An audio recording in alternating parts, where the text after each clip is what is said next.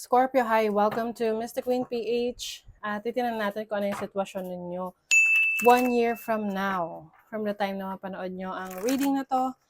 Dahil ito ay isang timeless reading, so anytime na mapanood nyo to, as long as makaka-resonate kayo, this reading is for you.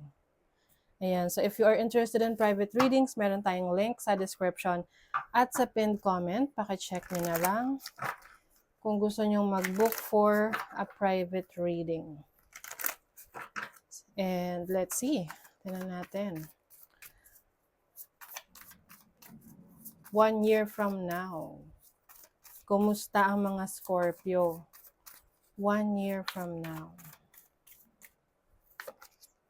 Gazelle. Change of direction. Oh my God.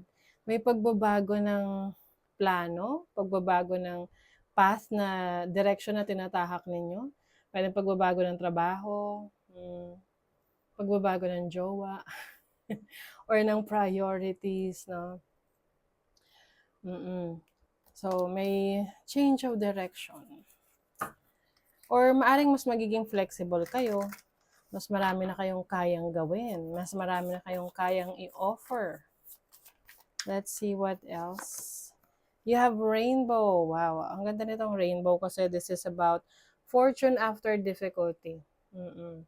Kung may mga challenges kang ma-experience 1 year from now, kayang-kaya mo tong malagpasan. Oo, you will definitely overcome this.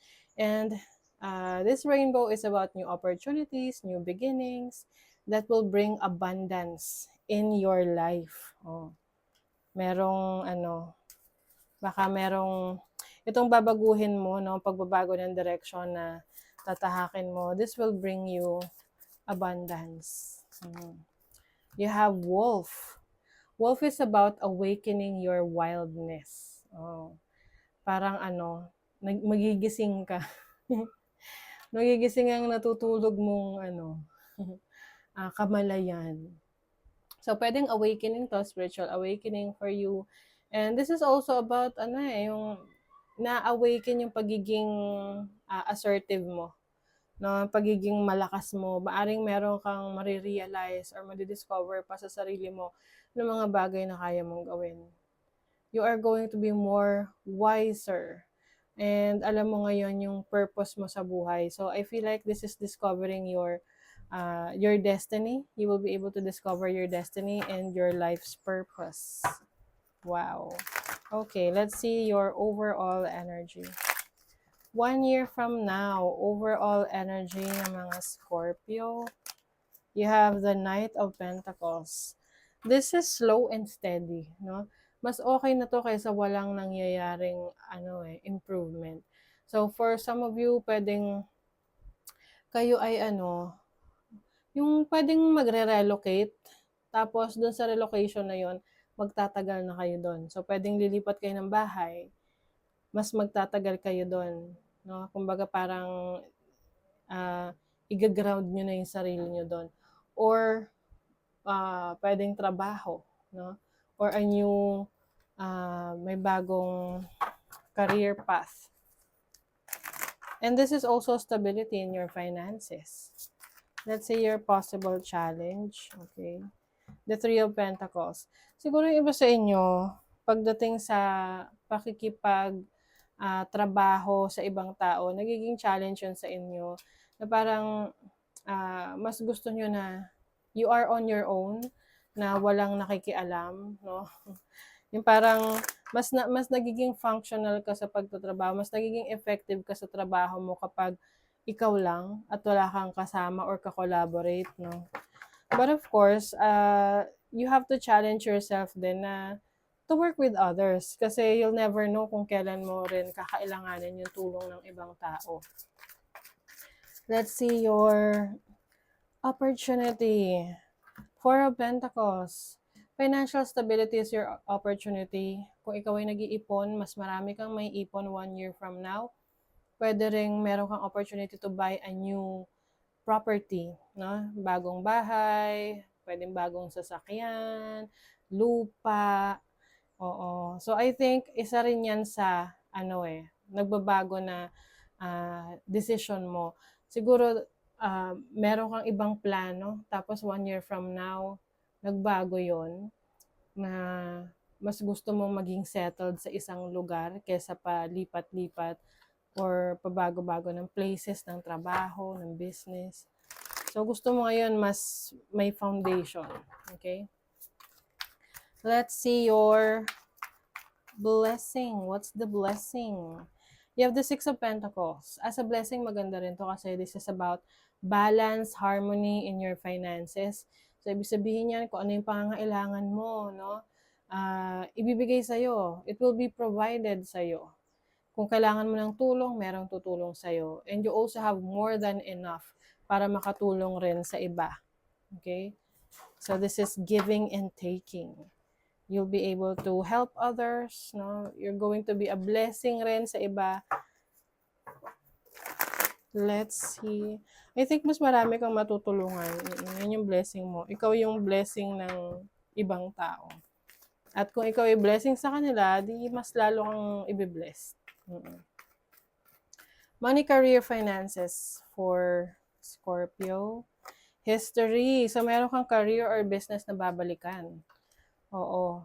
Pwedeng babalikan mo kasi meron ka lang makikita ulit na dating katrabaho, dating kasamahan or tauhan sa negosyo.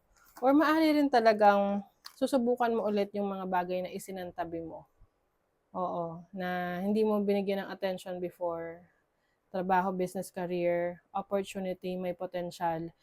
Hindi mo pinansin. 1 year from now, bibigyan mo na to ng attention. You also have communicate. You're going to share your voice to speak your truth and will show your authenticity. So, yung iba sa inyo, pwedeng ang trabaho nyo, career or business, is related to communications. No? Pwedeng telecommunications. Ikaw ay isang engineer sa isang telco. No? Or, maari ring ikaw ay ginagamit mo yung boses mo for your business, for your job, for your career. Isa kang ang tawag doon, yung voice actor, ganyan. Or meron kang podcast, meron kang vlog. Ayan. So, maari ito yung mga susubukan mo, no? 1 year from now. You have a Knight of Cups, may offer. Wow! Pwedeng iba sa inyo, meron kayong makilalang romantic partner sa trabaho, Meron din ditong business opportunities like business partnership. Kaya nga, ang isa sa challenge mo is kung paano mo susubukan na makipagtrabaho rin sa iba. Kasi, meron ding sabi nga anong tawag doon?